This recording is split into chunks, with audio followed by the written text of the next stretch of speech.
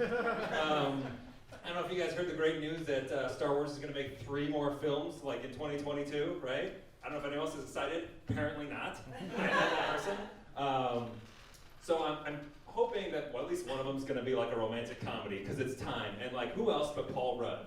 And my pitch is basically going to be, Balthazar was a Jedi Knight working in the Jedi Temple, teaching the little kids, the Padawans, how to become little Jedis. But he hated his job.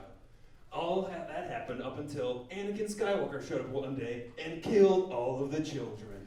Now Balthazar has a new look on life and a second chance for love. Coming this spring, Order 66. You can't force push love. Thanks. Guys, my name is Bieniek again, and if you can't tell, I'm a Midwest white boy, so I've got Midwest manners, and I've got parents that are a little Midwest racist still. But I don't like to talk about that, because that's all negative. I have a job, but that's also, every time I talk about that, it sounds like bragging, so I'll just say, I'm a comedian who also does law. The only fun thing about being a lawyer really is that when my friends like remember I'm a lawyer, they like to like remind me by saying, these are words you say in court. Objection! Overruled! Those hookers were dead when my client got there! That one comes in handy in car accidents all the time. I have a really hard time like meeting new people because I just don't give a fuck about anyone. Good thing no one's sitting here because I can target that. It's a lot easier to meet dogs though. Dogs are so nice. You meet a dog and it's like, hi, hello, you're so cute. So I'm trying to like use that tactic and just like train my brain to treat people like dogs. So, but it gets out of hand sometimes. So sometimes I'll go up to people and be like, hi, what's your name? You're cute. Can I rub your belly? Do you want to lick my face? How old are you? What breed are you? Oh, mixed. Okay.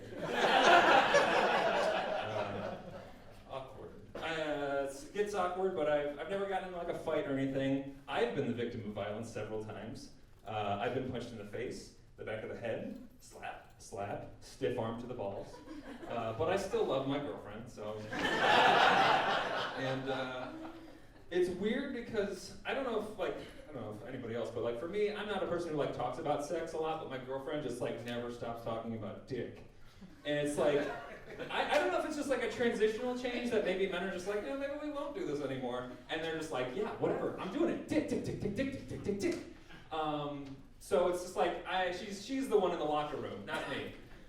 And I know this because like there's points she's told me where like there are at least 3 women like scattered around the city that I don't know, that she doesn't know, but they have very intricate details about my penis. Because she just happened to share an Uber ride with them.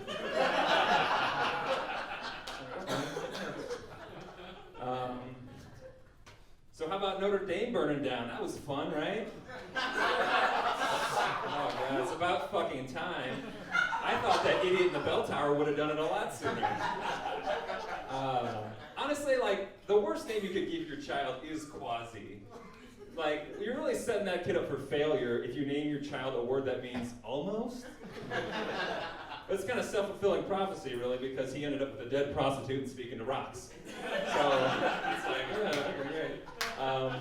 The worst part about Notre Dame burning down is that we had to, I don't know if I had this problem. I had a lot of friends on Facebook just like showed their solidarity by putting up a picture of the building, which is really just, here are my vacation photos from France.